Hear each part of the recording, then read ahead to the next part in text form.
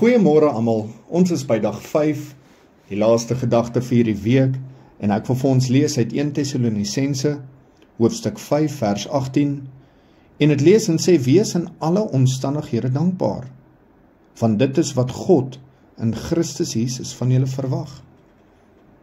Geliefdes, dag 1 het Pastor Tertius met ons gedeel, en as ek het kan opsom, het hy gepraat van hierdie pindrops, en dat ons op die pad moet bly.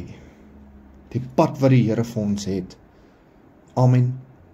En sy woord is die lig wat ons gaan wys, en ons kan met die wat ons die Here volg, kan ons vrede ervaar, soos wat ek gepraat het in die loop van die week, en ons kan hom volg, ons kan op hom vertrou, ons hoop is in hom.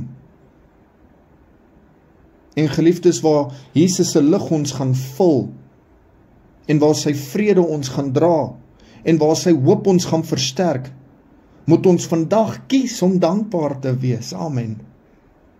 Dankbaarheid is my antwoord op God se goedheid.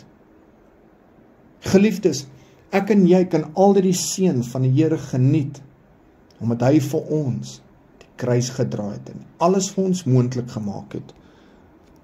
Die woord sê, hy is die weg, die waarheid en die lewe. Amen. Hy het vir ons gesê, dat sy genade is vir elke ene van ons genoeg.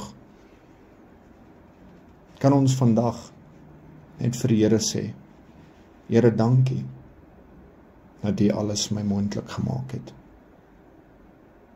Dankie, Here, dat my paaie gelyk gemaak gaan word, soos wat ek op U vertrou. Dankie, Here, dat U die pen vashou in my storie. Dankie, Here, dat U in beheer is van my lewe. Amen. Geliefdes, dankie dat U saam deur die loop van die week geluister het. Ek hoop elkeen gaan 'n baie geseënde naweek hê. Baie liefde almal. Totsiens.